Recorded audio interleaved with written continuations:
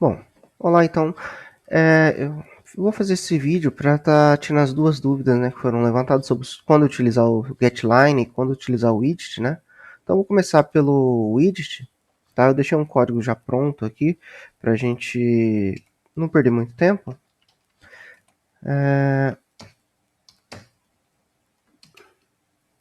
Tá? Widget. Então quando eu utilizo então aqui eu fiz um projeto, né? Declarei as minhas duas bibliotecas que eu vou precisar. A IOString e a string. Tá? Estou utilizando string para não utilizar o vetor do char, mas tudo que eu vou fazer que eu poderia fazer com um char e um vetor aqui, tá? Então eu poderia ter um nome aqui com, por exemplo, 15 posições, daria o mesmo efeito, tá? A diferença é que a string já aloca isso para mim, ela já vem pronta esse vetor para mim, tá bom? Vetor de 255 caracteres, se eu não me engano.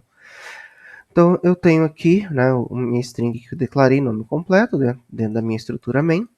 Aqui eu estou utilizando sempre o std na frente, porque eu não utilizei aquele using namespace std, tá? Então quando eu não utilizo isso aqui, eu sou obrigado a ter essa sintaxe em tudo que faz parte desse namespace. Então std aqui para string, std para o cout, né, e assim por diante, tá bom? Se eu executar sem isso aqui, ele vai dar erro. Então, executando aqui o meu código, digitando aqui André, beleza, ele me imprimiu o André, está funcionando o meu código. Agora, né, vou começar com o widget. Então vamos pensar assim, eu quero que ele, um exemplo, que ele vá, eu quero que imprime 15 caracteres. Se não tiver 15 caracteres, o que vai acontecer? Ele vai preencher com alguma coisa. Então, o primeiro passo eu vou fazer assim, std, cout, né, ponto widget,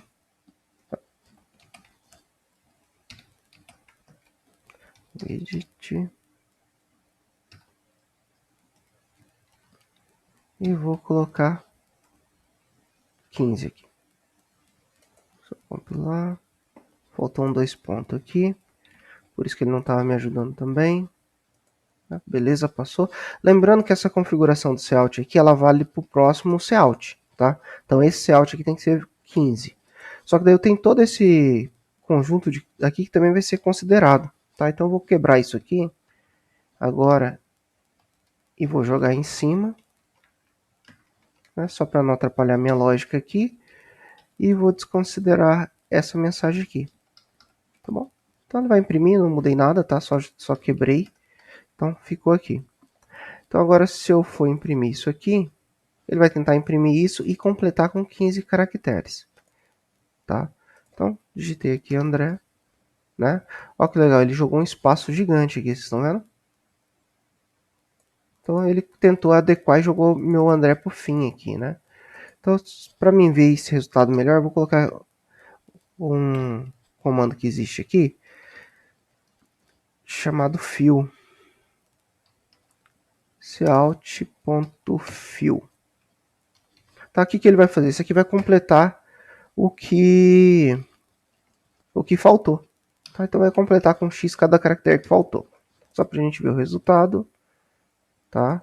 Então, olha lá.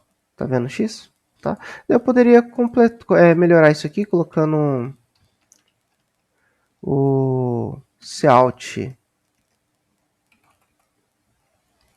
ponto left, por exemplo. Acho que é isso. Não, é stdleft. Foi errado. std 2.2.left. Só para mudar a ordem das coisas, tá?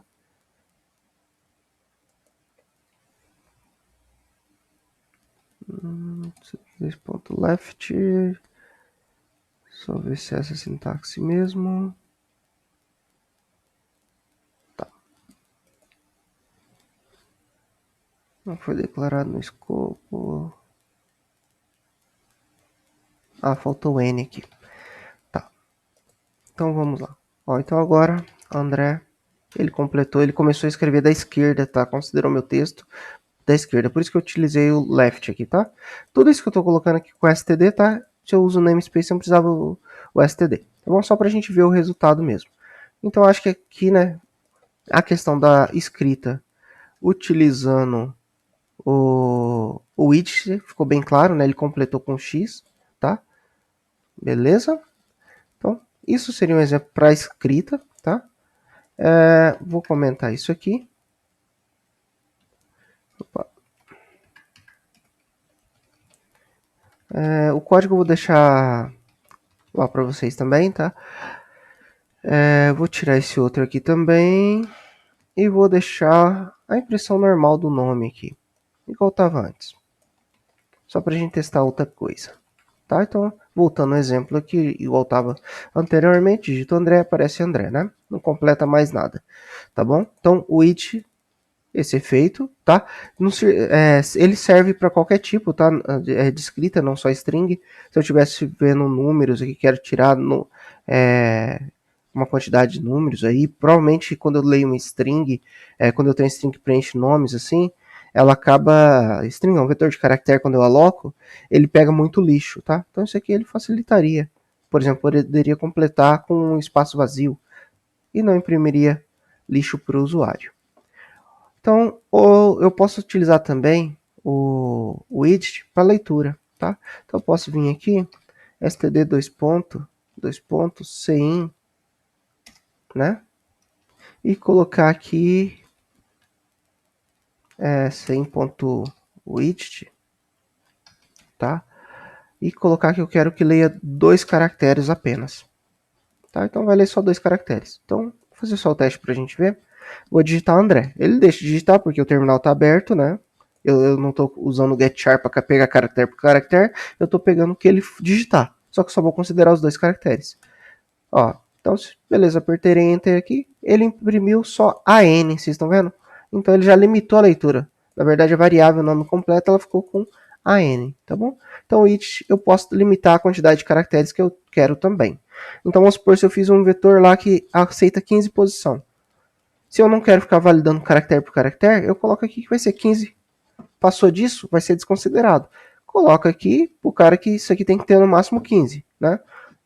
Com 15 caracteres.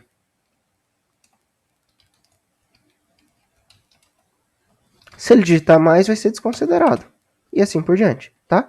Então, o it deixa bem claro isso. Beleza? O que eu falei aqui, geralmente a gente utiliza para vetores, né? Então, quero ler item por item, né? Assim por diante, eu posso fazer isso. E ele considera o enter, tá bom? Tranquilo? Então, o it seria isso. Vou comentar aqui também, né? Depois eu comento e posto o código para vocês. Beleza, então, voltando ao que eu falei, né? Então aqui o it, eu acho que ficou claro quando eu utilizo o it, tá? Agora, comentado ele ali, eu tenho o resultado, não mais o 2, né? Que eu tinha deixado inicialmente. Outra coisa é sobre o getLine agora, né? Então, quando eu vou utilizar o getLine, qual a vantagem de utilizar o getLine? Tá? Então, vou compilar de novo meu exemplo só para vocês verem. Vou digitar aqui André Martins. Ele imprimiu só André.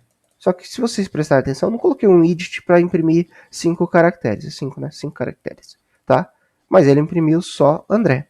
Por que ele imprimiu só André? Porque o cin, ele vai reconsiderar até o espaço. Passou do espaço, ele já desconsidera tudo, tá? Então, aí eu entro com getLine. Então, se eu coloco aqui, ó, substituo esse cin pelo getLine, tá? Então, agora eu vou fazer a leitura do nome através da linha inteira. O getLine vai pegar o quê?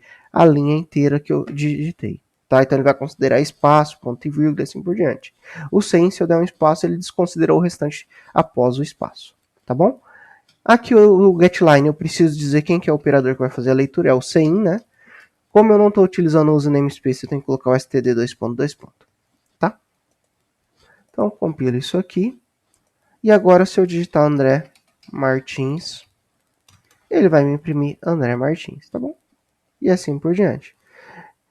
Tá? Então ele pega toda a linha. Então ele vai pegar quantos? Os 255 caracteres da string, se eu precisar disso aí, tá bom? Beleza?